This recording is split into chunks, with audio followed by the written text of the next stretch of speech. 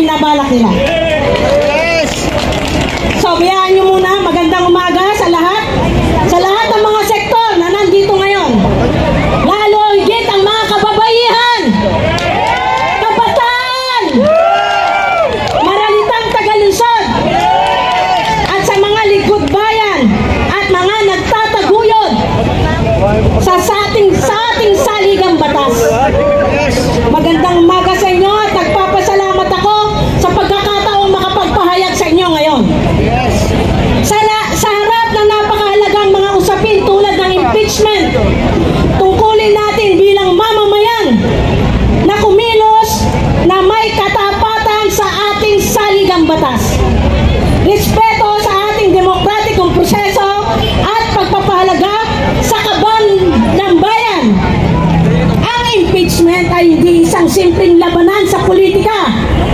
Ito ay isang mekanismo upang mapatandili ang integridad ng ating gobyerno, protektahan ang taong bayan laban sa pang-aabuso sa kapangyarihan at tiyakin na ang bawat opisyal ng pamahalaan ay may pananagutan sa kanilang sinumpaang tungkulin. Kamakailan lamang nasaksihan natin ang pagkilos na isinagawa sa Luneta na nananawagan ng pagkakaisa para sa kapayapaan. Join tayong lahat dyan sa panawagan na yan. At sa palagay ko, wala isa man sa atin na andito ngayon na ayaw at sumasalungat sa panawagan na yan. Subalit, ano nga bang kapayapaan ang tinutukoy natin at hinaharap ng sambayanang Pilipino? Kapayapaan kung saan may umiiral na hustisya dapat. May pagkakapantay-pantay na magtutulay sa tunay na pagkakaisa sa pagitan ng mga sektor ng lipunan at ng pamahalaan. Ano bang pagkakaisa para sa kapayapaan kung patuloy na umiiral ang kawalang katarungan? Walang tunay na kapayapaan kung patuloy ang pag-iral ng pang-aapi.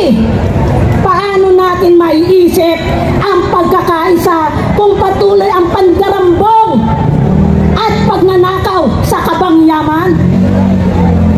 Paano ba ang pagkakaisa para sa kapayapaan kung patuloy ang pagsikil sa karapatan ng mahihirap na mamamayan at patuloy na pagtatakip at pagsisinungaling? Ilarawan natin sa kaso ng pangalawang Pangulo Sara Duterte. Ang impeachment kay VP Sara Duterte, isang usapin ng katarungan sa kaban ng bayan, pagsunod sa batas at pananagutan bilang isang opisyal ng taong bayan. Hindi ito dapat tingnan bilang isang away sa politika, kundi bilang isang proseso upang tiyakin na tiyakin ang demokrasya ay gumagana ng patas, na ang batas ay pantay na pinapatupad at walang sinuman, kahit ang pinakamataas na opisyal, ang makakaiwas sa pananagutan.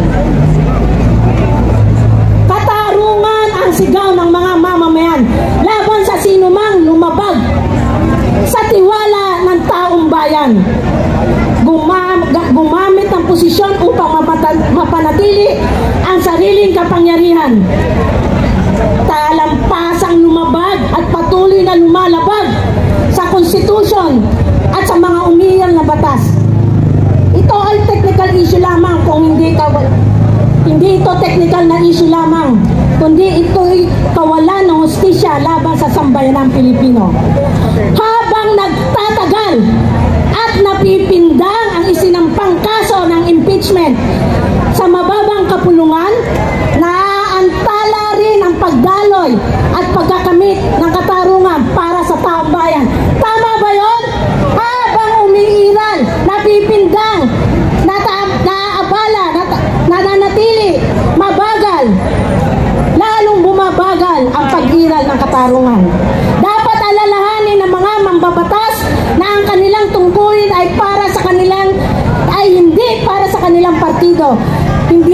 sinumang pamilya kundi sa buong sambayanan. Ang kaban ng yaman ay hindi isang personal na pondo na sinumang nasa kapangyarihan.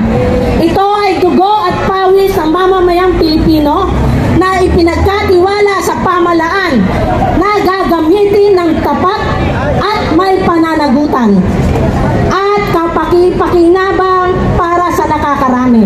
Malinaw kung paano at saan gagamitin ang pondo at pakinabang. Kaya't nananawagan ako sa ating mga mambabatas. Gamitin natin ang prosesong hindi para sa politika, kundi para sa pagpapalakas ng ating mga institusyon. Sa ating mga kababayan, maging mapanuri tayo. Huwag magpadala sa propaganda at tiyakin natin ang ating demokrasya ay nananatiling buhay. Hindi sa pagsunod sa ingay ng mga makapangyarihan, kundi sa paninindigan sa katotohanan at katarungan. Sa huli,